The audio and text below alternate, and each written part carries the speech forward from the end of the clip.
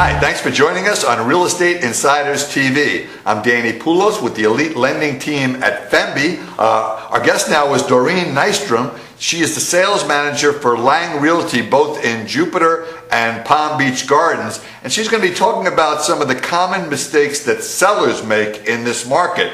So some really important stuff that you shouldn't move forward with selling a home without knowing some of the things Doreen has to say. So Doreen, take a minute, tell people what you do and how long you've been doing it and what I already know about you. Well, thank you, Danny. Appreciate the opportunity. Doreen Nystrom, as you said, sales manager, Lang Realty for the Palm Beach Gardens and Jupiter locations. I've been a resident of South Florida since 1977 and have done nothing but real estate or real estate title insurance for all of those years. So you haven't found a niche yet, nothing you like around here. It's in my blood, it's in my blood. Apparently. So you work with a lot of sellers and buyers, but today we're going to talk about buyers specifically. Let's use me as an example. I'm about to sell my home.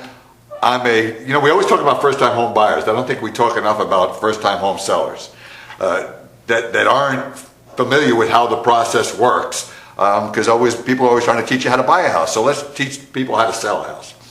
So what are the common mistakes or pitfalls that I might make as a first-time seller? You know, Danny, and I'd love to say it was a first-time seller, but there's many times that we get sellers that have done the process several times, but they still think that they know more than the real estate professional. You know, I was going to correct myself as soon as that came out of my mouth, and you were going to say it happens time and time again. It is. It's just, and it's not rocket science, but they make it as if basically the realtors are genies in a bottle. And the first thing that is always the paramount situation is the pricing. Right. Putting a price tag on the home. And the real estate professionals will back up everything with facts. Right. But the sellers don't look at the facts. It's their home. They're the best one on the block. Right. They put in $30,000 worth of upgrades and they want every penny back out. Right. And they will not listen to the realtors on too many occasions on how to actually accurately price the home based upon what the market will currently bear. Right. Not based upon what they need right now in order to sell. Yeah, I mean, I know we run into a lot of things from the lending side too. They think that what they owe should affect what they're going to be able to get. That's right. One has nothing to do. That's right, but you don't understand, Danny. If I don't get this price, I can't move to where I need to. Right. So they want us to wave a magic wand, and I look at them and I say, okay, let's look at it from the eyes of a buyer. When you are buying a home, would you want to pay $40,000 more than any other home in that development? Right. Of course not. But you expect a buyer coming to your home to do just that. I know exactly how it works. The seller says, yeah, but Joe Blow up the street has his on the market for this much money, and they have the, well, and that's a good point. Market, right? And that's a good point. And I will have to tell you, from sales managing many agents over the years, unfortunately, and I speak of my competitors as well, we do that to ourselves, Danny, right. Because the realtor has more of a wishbone than a backbone. Right. So instead of telling the sellers, well, I'd love to be able to get you this amount for your property, but the market currently will not bear that. So let's consult for a while and let you make an educated and informed decision. Maybe you should rent the home for a while. Right. Maybe if you can stay in the home for a while, if the current trend continues, maybe the tick will go up. But if you want to sell in this market, in this environment, this is the price range that the market will bear. And I think what I've noticed, and I know you've noticed, is that the houses that are priced properly sell really, really quickly in this market. Absolutely. So, and pricing is critical, especially for the first 2 to 3 weeks of it being on the market. That's when all the interest is there. So when they say to you, yeah, but again, Joe Blow's got his on the market for this much and this much, I guess the answer is that's why they're still on the market, right? That's right. And they can ask whatever they want. It's what are they actually selling for? Do you want to move or do you want to stay? Do you want to move or do you want to stay? That's basically what it is. And if they listen to the professionals with the facts, they will actually sell their home in the least amount of time, with the most in their pocket, with the least amount of stress. Say that one more time. That's what everybody wants. Sell their home with the most in their pocket, netting, in the least amount of time, with the least amount of stress. That's what everybody wants, and one way they won't get it is if they're not willing to do step one properly. That's right. And that's price the house. All right, so I'm the seller. You've got me convinced. This is what houses in my neighborhood have sold for. These are houses that if someone took the same amount of money they could buy that I'm competing with, and we've decided, we picked a price that's going to get my house sold. So let's look at the next thing. You mentioned showing availability. Yes. How does that impact how fast I can sell my house at the right price? Well, when a seller tells us that they have 7 steps that another agent needs to go through in order to see the home, I can't show the home between 12 and 2 on Mondays and Thursdays. I can't show the home between 11 and 3 on Saturdays. On Sundays, I can't show the home at all. On Mondays, I can only show it after 5. And oh, by the way, I want you present at every showing, and I want to be present at every showing. And no, you can't use a lockbox. When I have to answer phones at the office, because we're all team players, when someone is out to lunch or someone is doing something and I pick up the phones for a while and I get the request for showing instructions from another agent for a Lang listing. If I get into that and I see 17 steps, what you hear on the other end is, absolutely. Okay, they get annoyed and they will actually not show the home.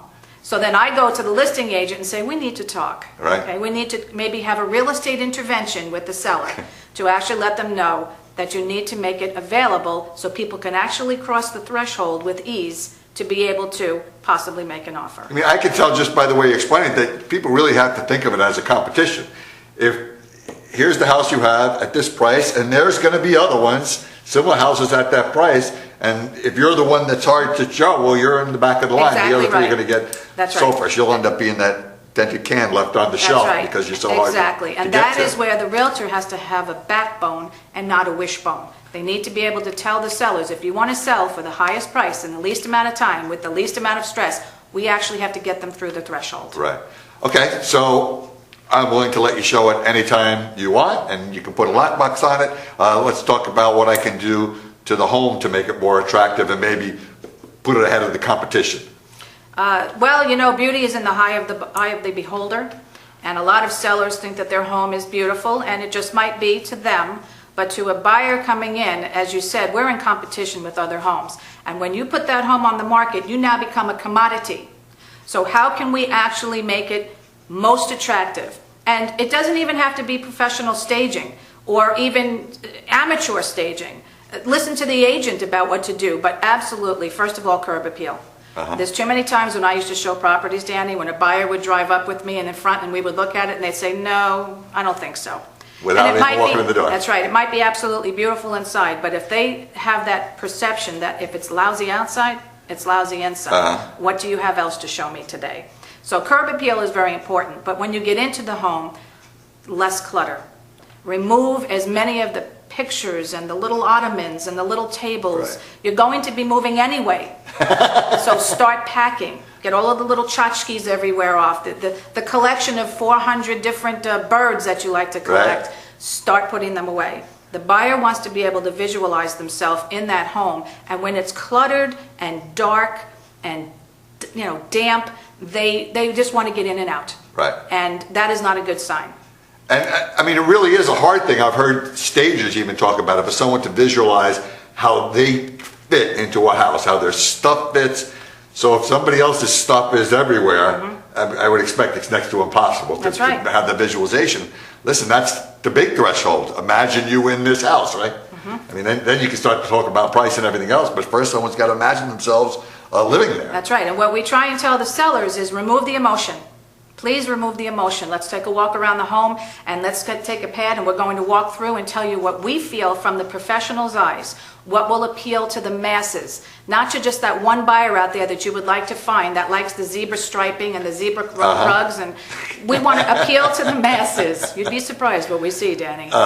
So, and obviously you want the place to be not only uncluttered, but clean, and I've heard time and time again people talk about how smells can affect your attitude and the way you feel when you go into any place. So what do you do in a home to put people in a buying mode with the fragrances? Well, and it's tough, especially when you have the odors of the pets and odors of cooking that certain spices may do, and the odors of maybe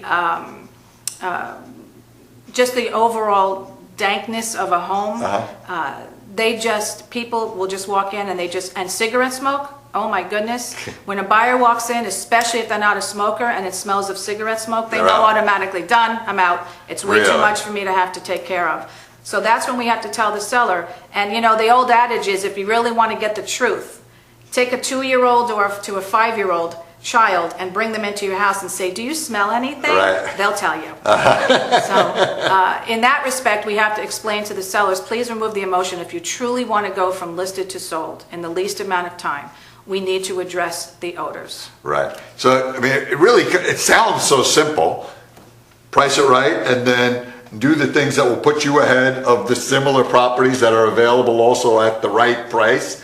And curb appeal, appearance inside, taking the clutter out, taking the smell out. I know it sounds so simple, but realtors deal with it every day. We wouldn't be earning the professional fees that we do, That's Danny, right. if it was that simple. That's right, because you're always fighting people the other way. So if I had to give the best advice to a seller, it's not just to listen to these things we ran down, but have a professional agent that knows how to handle all this and to put you in the position where those 3 things you mentioned are going to take place. You're going to get the most money in the shortest period of time with the least amount of aggravation and stress, what I call brain damage. Exactly. So I know you're the right person to talk to. Tell everybody out there how they can reach you most easily. Well, you can call Lang Realty at 561-209-7900. I have a wonderful wealth of professional agents that I can put you in touch with, depending on the need that you have. And it's d.nystrom, Nystrom, at langrealty.com. Awesome. Thanks so much for coming in to Doreen. And sellers, I hope you're paying attention.